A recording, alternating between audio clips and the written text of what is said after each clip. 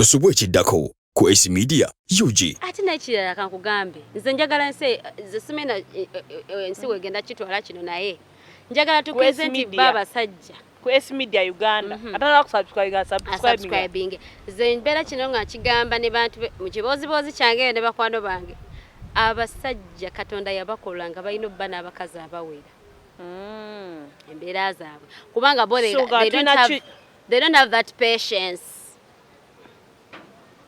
Nti yalina okubaako n'abakyala abalala. Abaana abakyala abalala. Okay. Gamba kiri mu DNA yabwe. Nze sisaana kaina na bange mbolo kuba yafunyeyo omuwala omulala. Nze nkubuulira Esther. I'm telling you, even when I was in a relationship, I never made it a big deal. Ebyali ebikulu byali birala nnyo. Ebintu ebyatabulanga byabanga birala nnyo. Nze ngazi I trained myself that thing. Amaya nedowoozi nawulime Esther SC wano ku Atalk with AC Media Uganda. Kubuuza gwe nawe osinza okubanga otraba naye nga tetunagenda maaso. Please subscribe to this channel, liking and commenting byonna bikole. Nyiga kadaako ate era benga ofuna buli weteekayo video benga ogifuna. Kubuuza gwe nawe osinza okubanga otraba atrabira wano e Uganda ku butaka. Atrabira East Africa at large. Atrabira mu Gulf countries wano mwe muri Dubai, Oman, Saudi Arabia, n'ensi endala abali e Iraq mwena, Europe, America ne Canada mwena bambi mwali kubanga ate mutulaba tweyanziza nnyo tweyanzige. Olunaku olwaleero tugenzeko mu kitebe ky'omukwano era nga tuli ne Matilda. Matilda, hi girl. I'm fine. You're good? Hi, Esther. I'm good. Very good. I'm good. I'm very good, you people. Katonda anyambe nnyo. It's a happy Sunday. We're in the month of November. Naba tunatera n'ogumalako. Ekuba etonnya buli lunaku naye ensenene zo tetuziraba. Zigaanyi. Abe Masaka. Gwe nalabe nga posting ensenene n'agamba ekikopo kimu yakiguze emitwalo 3. Yaziguzeewa. Simanyi gye yazijje. Yogera mpola. Waliwo gwe nasuubiza ensenene. Simanyi gye yazijje naye ng'okutwalizaamu omwezi tegubadde mubi. Munawe walina okugufuula omulungi. Teri kugenda kujanga gulungi nti ogulayo okuva January first. Mulungi. Oba olina okukaka. Olina okukaka oba omulungi abakunyiza oba ino bejjako n'oweesanyukira oba n'akasenteko n'ogenda n'olya n'onywa. Olina obulamu ne butambula. Mukuliko eyo? Twavuddeyo. Mu mbaga ya Kyabazinga. Twavuddeyo embaga twagirabye yabadde nnungi. Abanene bonna babaddeyo. Ne full figure yabaddeyo yanyumye. Eyasinze okunsanyusa mu bonna mu be bayisa ng'oggyeko abagole. Eyasinze okunsanyusa yabadde maama Rebecca Kadaga. Yenna yamukoze ka makeup. Yakoze omulimu gw'amaanyi. Yandibadde like she really looked very nice. Very beautiful. Her makeup was so nice. She looked young. She looked tebadde exaggerated. Yabadde just okay. She's looking so beautiful. Extremely beautiful. Yabambe yakoze ku maama Rebecca Kadaga. Weebale. Batuwe ku contacts zo. Tojjanga okwo. Tweyanze. N'abagole banyumye. Naye ng'omulamwa gwa leero gwa kasommeme. Matilda, wali abasajja abalungi? Are they good men? All men are good. Omanyi lwaki nkubuuza ekibuuzo kino? Tugenda tuwulira oba okyali eno n'owulira oli ng'akaaba n'agamba siddayo, n'owulira oli ng'akaaba n'abasajja babinyo, n'owulira oli ng'akaaba abamu ne tutyamu tunaasobola. Kati awo nsinza okubuuza Matilda. Juga ng'oyogera out of experience. Njogera out of experience. Ebintu bino bitegeera nnyo. And also common sense. Experience, of course, my own experience and also other people's experiences. Yes. So, what are abasajja abalungi? Are they good men? Abasajja balungi, Esther. These men are very good. Me, I like men so much. Ate wali agadde baani? Munange ensi yatabuka. Tovaawo awo. Ensi yatabuka. Akamadde sikawulidde. Ensi yatabuka but osobola okukola atya? Abasajja bantu balungi. Gye bali nga balungi? Nga balungi. Tunnyonnyole. Kati kasooka nkubuuzemu Esther. Golooza ffe abakazi tuli balungi 100%. Ate ndi mulungi. Twogerere mu aspect ey'obutonde. Nti gwe do you think all women are perfect? Si nnyo naye abasinga balungi. Ate nga abakyala ate ffe abakyala tulina bazibu nnyo n'okusinga ku basajja. nga naye mwoli nga nange mwendi ana sirimu mayenze sagala kunimbaze ndi muntu mulungi nnyo oli muntu mulungi like nti we tugenda mu BTR relationships ngovudde nti abakyala na mbine byala naye mu relationship yes in a relationship nafa abakyala tetuli perfect that is why I say men are very good people kubanga fa abakazi tuli bantu bazibu nnyo ngajja kikomeza it takes a very committed man to be patient with a woman. Omusajja abeera yewaddeyo abakazi tuli very weird, tuli moody. We have a lot of demands. We dictate a lot in men's lives. Omusajja akufuna n'ofuuka dictator. Like tujja n'ebintu bingi nnyo abasajja bye batamanyi. Oba okitegera bulungi. So okutwalizaamu abasajja balungi kuba singa taffe twali abasajja singa ne mbufumbo tetugendayo. Nze nkubulira singa byatulema dda. Singa byatulema dda. Those men are very good. Those men are very patient. Those men are kind. Those men are hardworking. Watch the girl. They do a lot. They go bayita nnyo ku webandikomye. Ni lwaki olowooza abakyala babeera bakaaba gaga nti n'abasajja babi? Abakyala omanyi kitulete according to your own experience ne other people's experience. Nze kindete okusinziira ku mbozi zempulira mbawala ab'enjawulo n'abakyala. Abaami banene obalaba. Omusajja wabeera nga yakakufuna there is that kind of atmosphere gy'akuwa you're his baby, you're his girl. Akutelawo that akuyita mami. Mami, baby, sweetie, I can't do without you, and you indeed feel like an angel. So the wenda obuzibu bwe buva your time when a man is transforming now to become himself. Ngavudde mu bya romance. That is where the problem starts. Kubanga omusajja wabanga ajja kulaga kwagala, they will do everything, they will buy you this, they'll buy you that, they'll give you this, they'll give you that. Kati notuukanga lwaki akola ebintu nga tajja bikola nedda aba atakola bintu nga tagenda kumalako nabyo wabula aba akola ebintu ebyo nga they are trying to show you that actually I'm the right person for you. So wali abakyusizaamu abatakyusizaamu just abajjeeyo like who they are.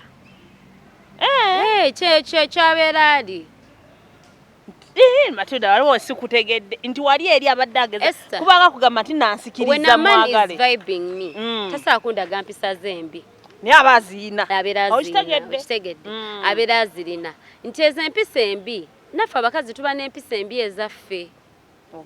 Sigamba nti n'abasajja yakeka yajja n'empisa embi mu relationship lwakuba nti abasajja tebanyumya ate ngaffe bakazi. Women we talk a lot. We explain a lot. We don't explain. We talk too much. We always want to prove a point. We always want to victimize ourselves. Naye no one has ever gotten time to listen to the other side of the man. Yo musajja agamba kiku estoyo.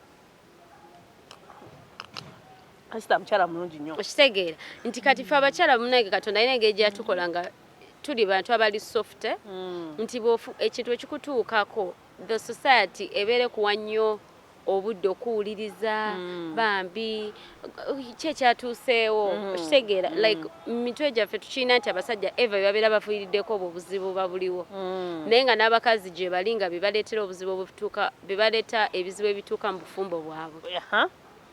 Ebizibu nga oba okitegeera ebizibu like some women we are very provocative.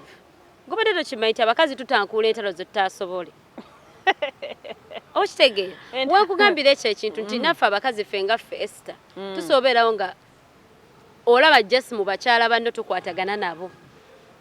Nga twewalana nnyo nnyo oli nakolana nga twena kyewamukolanga gundi tomulabye nze nabirabye byonna mbiraba ebigenda mu maaso namuwalanira ddala nakuwalanira ddala nga omutalina kyeyakukola like someone just hates you for nothing. Kati imagine ngo kati omukazi olina kyomukoze kyaba they are going to make the whole thing so broad and they exaggerate it. Kati abasajja abo balaba ze kundaba eyange men are good but a man to turn bad wabeera bayamuleetera okubeera n'ezo empisa tava buvi mu bbanga n'atabuka n'agira.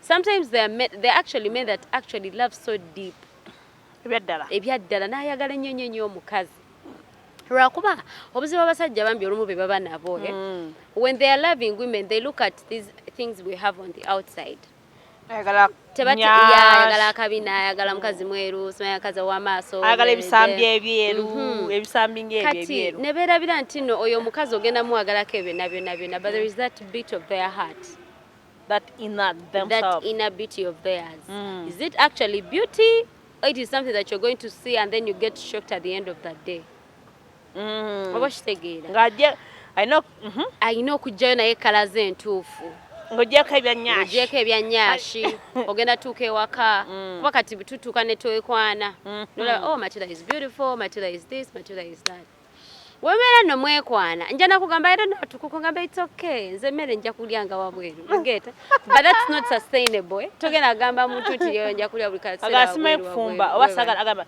you know my nails sagala kwata eriyo n'abakazi abaprovokinga babba we to a point namugamba we nali nga nakajja wali titonfumbisa mmere lwaki kati oginfumbisa kati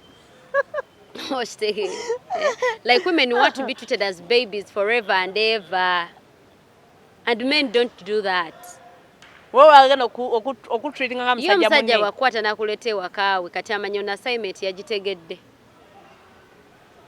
okitegeera the moment he says okay now I've picked Matilda to be my wife bo obwongo bwawe buddukirawo okuva eri mu dating gye mubadde mu byokwekoza ne becoming you get to business straight I want to come back when this is done and that and that and that kitegeera njagala nkubeewo ng'ennyumba ogisimudde ng'ofumbye emmere I was with when I was with my ex we always joked ng'agenda n'agamba omanyiza munaye omuntu bwe mba njogera n'omuntu naddala abasajja nteekayo omwoyo gwange gwonna ne muwuliriza ofiisa n'aŋŋamba hala Matilda nkubulire I cannot wait for a time when it will come nga tuddeetinga that time when I'll be coming back home nga like you're also from work nga fena tukooye naye nga you have to cook for me food you have to take care of our babies omanya nga mudatinga muloota take care of our babies and then at the same time I come and tell you I want sex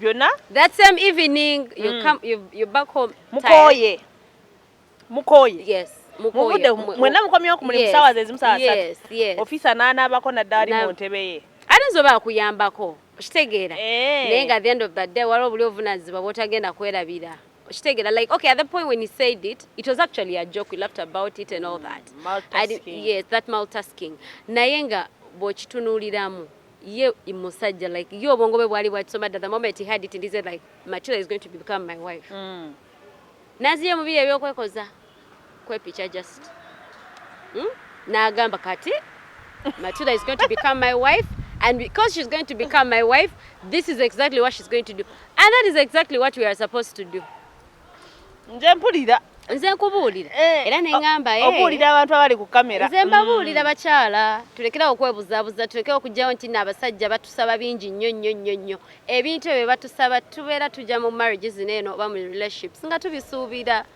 one thing I'm going to assure you you're not going to be a baby forever abantu balabi ba S media bazibuwazi banguyize mu togenda kubeera mu mbejja lubeerera obeera mu mbejja kati akabanga ako nga kwana kitegeera bwe mumala okwekwana mutandika okulaba nga mugenda mwambukamu ne mukkiriramu kati mwoko okwambuka n'okukkirira buli muntu abajjayo their true colors afuluuta naye kufuutako ebyangu ngamba mu character nga ki olizo oba wafuna omusajja olesse yali tanywa mwenge okitegeera nga yali anywa naye nga yakweka oba nga yali anywa kitonotono kati agenda okujja mu bufumbo n'atandika okunywera ddala excessively nga anywa ecupa 10 oluusi adda atamidde oluusi tadda nakudda oluusi akomawo omanyi omuntu abatamidde bakola byonna bye bakola babikola kati ng'olina bigumira no si buli kimu of course wabeera a bit of communication but we are looking at the aspect where people bakuliriza nnyo nti abasajja babi men are not bad men mbadde ngezaho kunyonyola like why they sometimes get to change nti afuna omukyala nalowooza omukyala ono yantegeera kati bba abasajja balowoleza nnyo mu kulowooza nti olw'okuba omukazi amugambye I love you they have understood them okubanga nti nkwagala ssebo wange biki nalowooza nti omukazi abeera antegedde omukazi oluusi aba tanaba kutegeera tubambyaffe tubeera just mu happy oba kitegeera esi abatana bakutegeera fully kati abasajja mu narashingana nnyo nagamba I have to marry you, I have to wed you, I have to they do those big steps naye nga omuntu oyo takutegedde gwe nga gwe Brian oba nfuna nti nafuna gayi bamuyita Brian kati ate gojja wegendeza emboozi ze tuba twonyumiza abawala. Can you believe I got a guy banange yangulidde iPhone, yangulidde enviri, yankoze kino, oba oli onakweza yabiri ku simu kati ebyo ebintu fena abawala bitutwalira ddala n'oyagalira ddala omusajja oyo. Okitegeera neewera bino tino oyo omusajja talina just byali mukuwa ayina their bad side like they have their flaws. Okay. Kati ezo flaws fa bakazi tasaa kugumiikiriza. Tuzibuusa amaaso n'ogamba njagala n'omusajja can you believe Esther man is going to vibe me. Okitegeera nzijja wano ogambe Esther guess what? Okimanyi oli gaye gwe twasanze waleeri nga from our first park yangambe kyayagala kungulira mmotoka.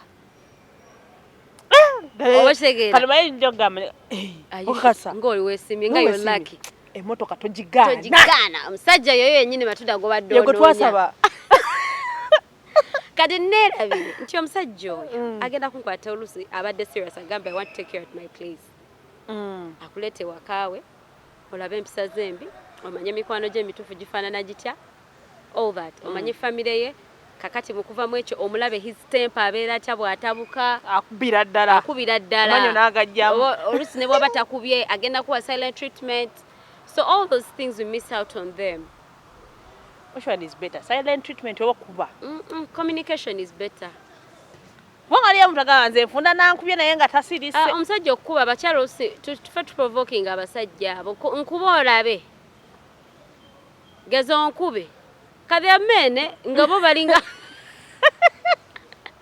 bomugamba I dare you geza onkwateko nga genda gamba oyagala kukwateko nga genda kubirawo oluyo ogweri oterere mu line agambe what osigala ogamba what jukira kati gwe gayi wabadde omanyita saa kukuba olwabiri byolowooza bye mulimu ebyekisiru ebyokweyagala kwewa kino kwewa omugambye enkuba ekituufu kye kijje omunyiziza kati olwokuba ekyejo omugamba omanyi akwagala nnyo nnyo nnyo he can't even slap you agambe by the way be careful with me why did you if you oba weyita musajja nkubaako nkwatako ng'ojja kuntegeera ng'alyoka kuba right egyo ng'ogweri mailo 10 kati ng'otandika ogamba oh my god omusajja simumanyi ono oba kitegeera bamukulizaawa nze I still by my friends otubeera tunyumye ekibooziboozi agenda kunkuba sisigala mu feesi ye ziruka misinde kitegeera ko sina maanyi gamuddiza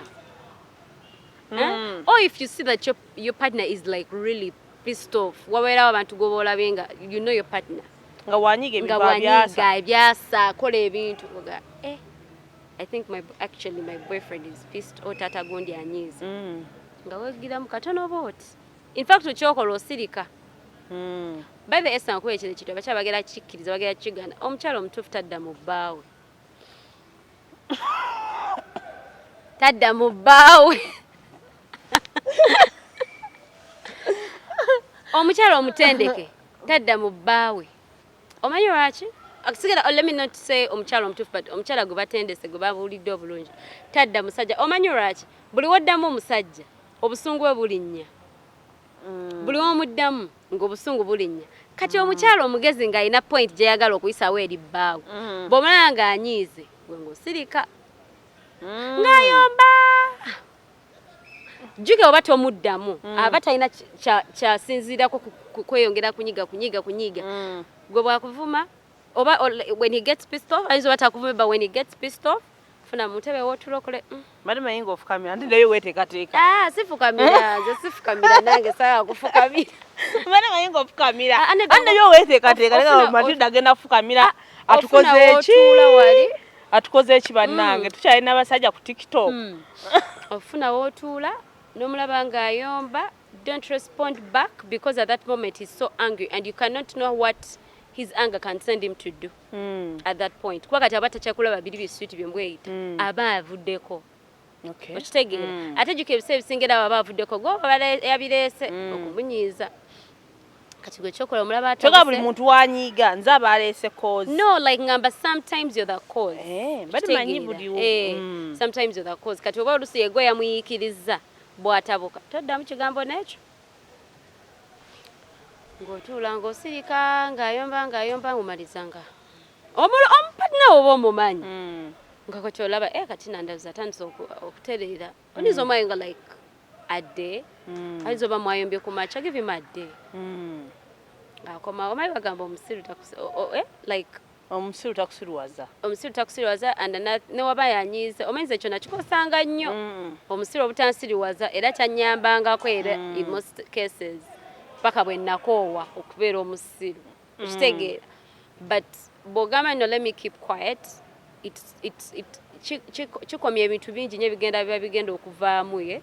Osi mugenda kwevumaga nti mwerangire like ebintu biba bijja babi ne baba batakubye bukubi. So asirise. Kati bw'osirika n'omulaga nti no kabaka magulu nnyondo kyukyu. Osaka kimate. Mpulidde. Gw'osirika buzirisi. Ate tolaga bino. Eri abasirika naye ng'eriso lyanyoola. Gw'osirika bibyo. Nga mulinda amaliriza byabadde alina okuyomba. Ng'olwokomawo. Ng'omusanga mbudde obwedde mugamba hello. Toni gy'akosanga kuddamu ye kulaga nti yateredde oba tannaba. Hello, oba kisebo tata gundi, oba honey, oba baby. Kyonna kye mweyita. Kasagamba bw'olaba takuze mawulizo okuba maybe tanaterera mu mbeera. You can even ask for permission. Could be like, can we talk? Tusobola okwogera. Tuyinza okwogera ssebo mukama wange. Ne wotengera okaye mukama wange I'm being extra but tuyinza okwogera. Era waba ali ready okwogera agenda gamba yeah it's okay let's talk. Mukyogereko. Tukyogereko. Si kuddamu. Asibino gweze kigwe. Oli musiru na oli musiru totegera wazije waffe nja kuddayo. Temwangula lutalo. You cannot win that battle. But I think nekyo kikola ne muzi n'embeera za bulijjo. Yes. Ne mu mbeera za bulijjo. Friends, workmates, bosses. Hey, can we talk? Yes, we can talk. Okay. Munange olaba, I'm really sorry. You know sometimes when you apologize, it doesn't mean that you're in wrong. Yeah, you just apologize to keep the fire low. Oleme kukumulira kubumbujja nnyo. You see, you choose to be stupid. You choose to be stupid. You know what? Mbadde nsaba kunsonyiwa. Chachi, wakoze eki. There's some men that even ask those stupid because wakoze eki. You see, ndoza. Wansanze ne neighbor. Nina bye nakoze bya triggering your anger for you to react like that. You're just trying to buy their calmness. Oyageza kolabanga akakana kuwa obudde because temugenda kurana paka. Ate no wonoga abasajja babi era tugenda kuba tudda mu basajja. So we should just find ways of understanding these men. Cha esa nade gabe topic tujikoleko. Nti men are not bad. We just need to understand them. How do they operate? Banga era ovewo omusajja ono. Era ogenda kudda musajja mulala. Okujjako nga osazeewo eddiiro. No, nasala ddiiro. Olina okumanya how do I handle. Ndio omusajja bubi. Naye tugera kwagala basajja. Kati olina okumanya what are men. Yangamba kyaliwa sivaawo awo. Ndio ku basajja nzire kuki. Okitegeera. Ndio ku basajja nzire. Olina kumanya. Kati siva ku musajja. Olina kumanya ate mu buli challenge oba ofunye ne omusajja oba olina okuba nga oyigiramu. Ate n'abakyala tujjemu embeera y'okulooza nti no ffe tulina okusinga. Olaba omusajja buli wagamba okay osinze. Omanyi kye kiba kikola kisala ku mukwano gwalina gy'oli buli wagamba ekyo kigambo kale nnyabo osinze gwoba olaba nga oddangamu nze nagamba nze oli omusajja yantegeera nze oli omusajja andi wano mu ttaano nze omusajja wange akimanyi nze tebanziramu tebandeekanira era bambya mpita mami webale kati ye nga kuyita ebya mami yo ng'ayita wali bw'ati ng'agenda asangayo omulala. Gwe omanyi bagenda bagaba Slay Queen babba abasajja baffe. Slay Queen eri abasinga okumanya obatinga okubakwata omusajja. Waliyo Slay Queen asobola okumpa omusomo omulamba nja kusasula omwezi sweetheart. Aba bana babatendeka Esther. Like they know what men want. They understand like go babayita ba Slay Queen. Yeah. They understand what men want. basile queen bano basile queen abasile queen tembavuma in fact mubakozesa nnyo bobera mchala mufumbo ngo ina obukodyo obupya boyagala okufuna ina kukubira abawala abo babitegera nnyo babitegera they know what men want that's why they get a lot from them that's why they get ogenda sanga omusajja yalabye jjo muwala next week amugulidde ennyumba amugulidde emmotoka Goliya iPhone 15 Bwana mchana bagana maze naye banga omusajja talina kye yali ankoledde yadde you're doing nothing for him you're not understanding him these men want to be understood gomulaga nti no mutegeera naba musirwa their love language is understanding them no abanga yo engeri gyategeera muti omwagala kumutegeera kumulaga nti nkutegeera nti bwe nagamba Matilda saa kundeekanira osirika ngaso ngogamba oh it's okay kankwema akadde siba kibaite ekitiibwa ekyo kutegeera muntu and even respecting and also respecting what nti wagamba nti kino kyenja gala nkoye gana magezi tukakuwadde mkyala gwe when they tell you